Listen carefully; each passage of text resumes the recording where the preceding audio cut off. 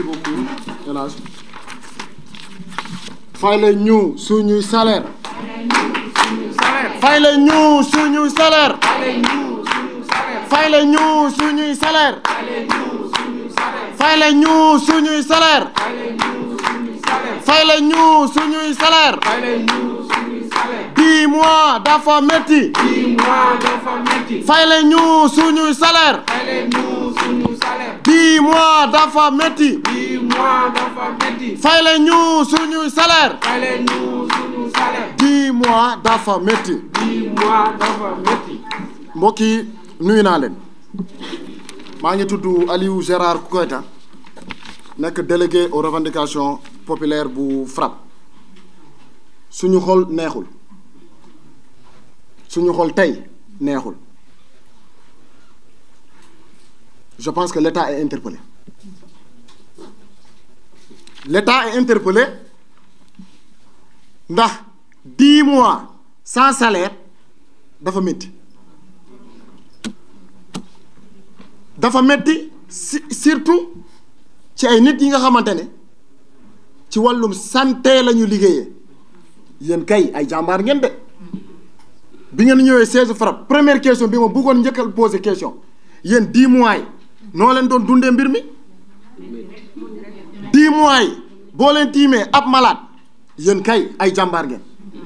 parce que mënoo tiim malade pendant 10 mois fay ñu la salaire nga war ko faj defoo erreur saa waay yéen vraiment yéen ay jàmbaar ngeen de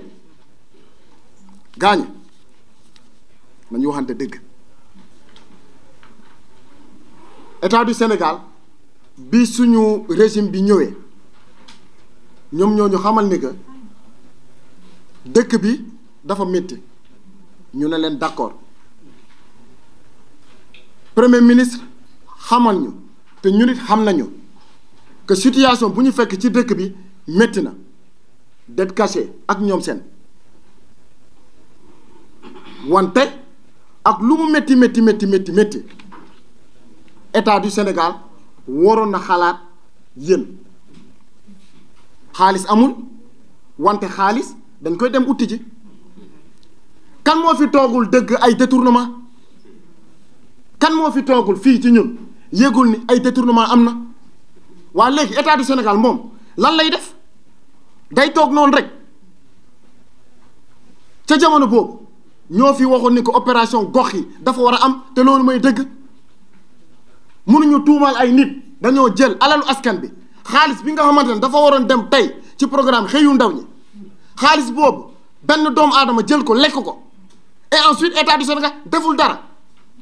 mais léegi naka la ñuy faye donc ce qui veut dire que nous sommes confrontés à 2 injustices à la fois d'abord am na ñi nga xamante ne dañoo sàcc suñu alal askan bi xaalis boobu la ñu waroon jël di ci fajee yitte askan bi bu fekkente ne xaalis boobu noonu jëliwuñ ko naka la ñuy def donc ce qui veut dire que dañuy causer waat encore beneen injustice te loolu moo fi nekk actuellement opération gox yi jamono boobu waxoon nañ ko foog mu am ñi ñu tuumal dañoo sàcc suñu alal bi maanaam dañ ko war a fokkati ci ñoom loolu mooy dëgg et ensuite on nous demande waaw serrer la ceinture bu leen lekk et ensuite mu am ñenn ñi nga xamante ne ñoom ñoo ngi lekk mënu lekk maanaam lii la ñuy woowe 2 poids 2 mesures état du Sénégal nag na jël ses responsabilités opération goxi bi dafa war a am ndax opération goxi boobu noonu amaana xaalis boobu noonu suñ ko récupéré woon peut-être que tey duñ doon egsi 10 mois d'arriérés infirmiers de salaire loolu mooy benn ñaareel bi situation bi ak nu ma munti mel l'état du Sénégal est responsable gaañe ndax ñii c'est des contrats yi nga xamante ne dañ ko signé woon en 2020 2021 diggante 2020 2021 chaque année état du Sénégal da doon def lu ñuy wax ay renouvellement de contrat donc ça veut dire que ñii ay liggéeykat lañu 2020 2021 2022 2023 2024 état du Sénégal chaque année moo ngi def ay renouvellement ba ci gouvernement bii def na renouvellement de contrat donc dès l'instant où ce gouvernement là su defee des renouvellements de contrat donc on sous-entend que état du Sénégal reconnaître na ñii comme ay liggéeykat donc bi ñu defee renouvellement mooy ba tey jii nii kenn fayu leen 0 franc maanaam ñoo ngi ni compte 0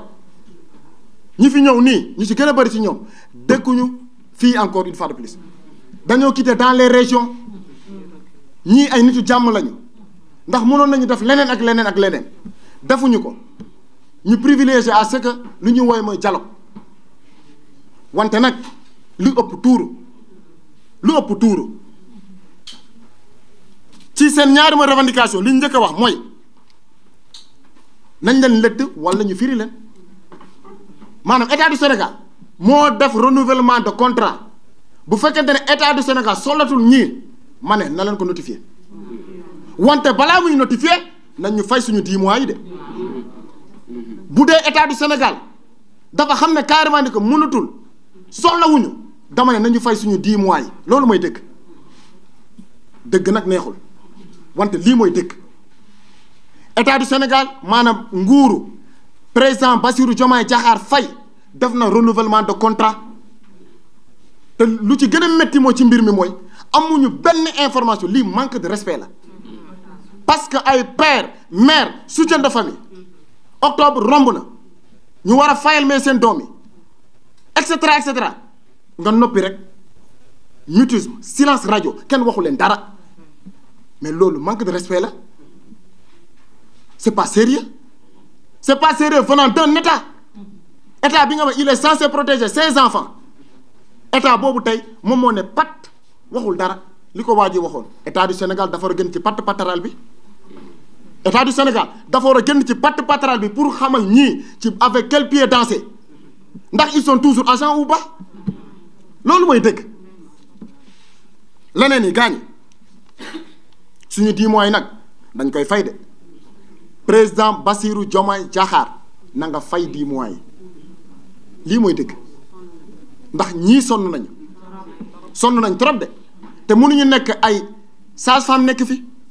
ay infirmier ñenn ñi c'est des diplômés mais d'état ñuy toog ay 10 mois amuñu salaire loolu du dëgg du yoon leneen loo fi teg rek da ngay wax nii rek mais lii mooy dëgg yi gaañi fësum kanam nag boroom moo ko fajal boppam français moo ko wax et toi et le ciel t'aidera ndimbal na ci fekk loxo boromam man de man moom mënuma supporter 10 mois mais sans salaire wax dëgg fa ne yàlla man personnellement mënuma ko mais nag trop c'est trop maanaam yéen bu fekkente ne mbir mi jaralu leen ñun tamit nag mais dañuy toog de wax dëgg fa ne yàlla Thomas Sankara moo ko doon wax de l'esclave qui n'est pas capable d'assumer sa révolte ne mérite pas que l'on s'apitoie sur son sort mu teg ci mu ne leen seule la lutte libère ñi fi toog nii tey bu ñu xeexuloon duñ fi toog de lii mooy dëgg te moom ki fi toog moo ko doon wax de lii il s'agit question de dignité la kenn du ko négocier on l'arrache ful la nag moom mooy jaay Dakar amul xonkali bët amul dara dañuy xeex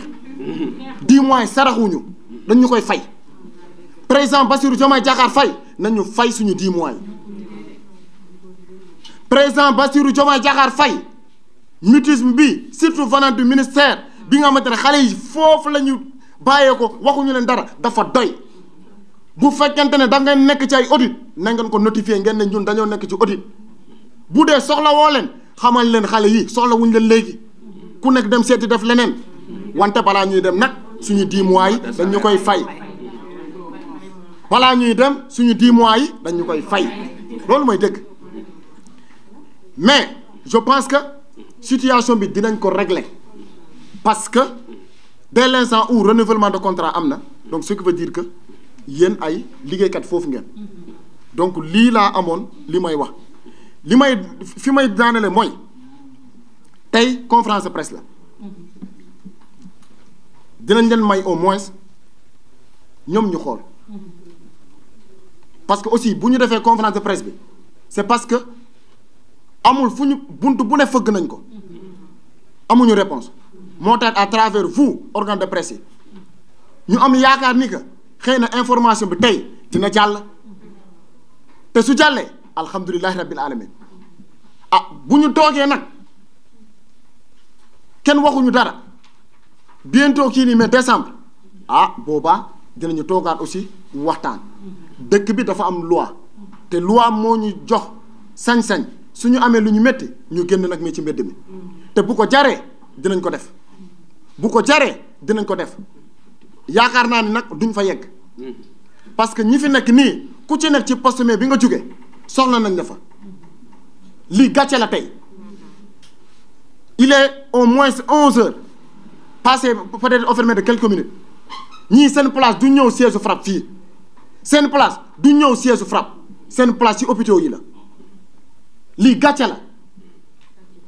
man gàcce laa ci am ndax heure bi waruma woon toog fii ak yéen 11 heures passé ñuy def ay conférence de presse di wax fay leen ñu heure bi ci ay hôpital mais la leen waroon fekk lii mooy dëgg donc on espère que gouvernement du Sénégal dinañu régler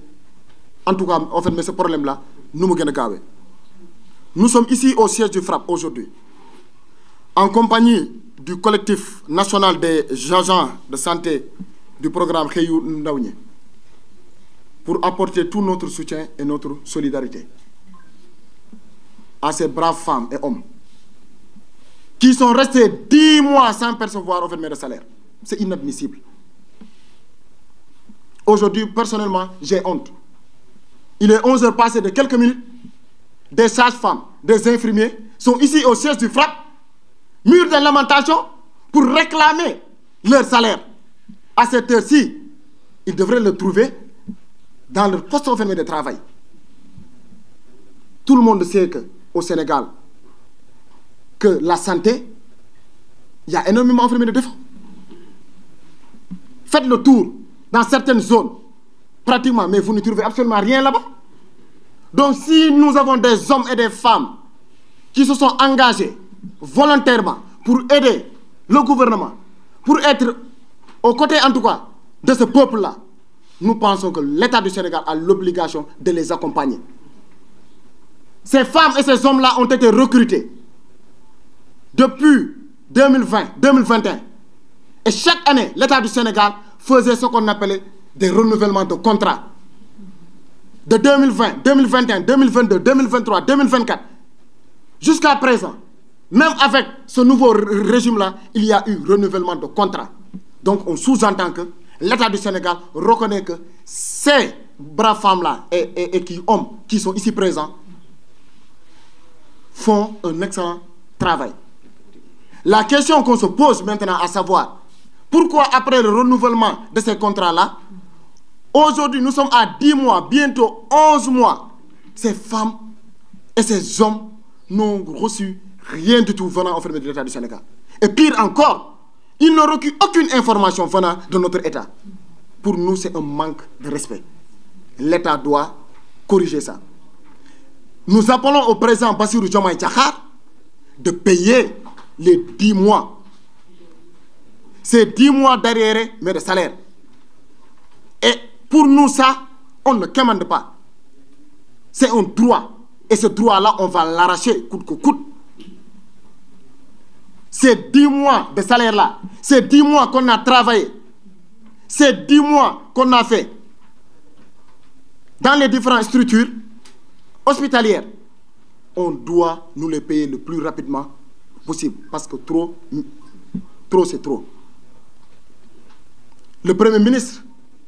nous avait fait l'état à laquelle nous avons trouvé mais ces pays-là. Nous sommes conscients également. Mais cela ne n'explique pas qu'on est aujourd'hui à 10 mois pour des blouses blancs sans percevoir mais de salaire.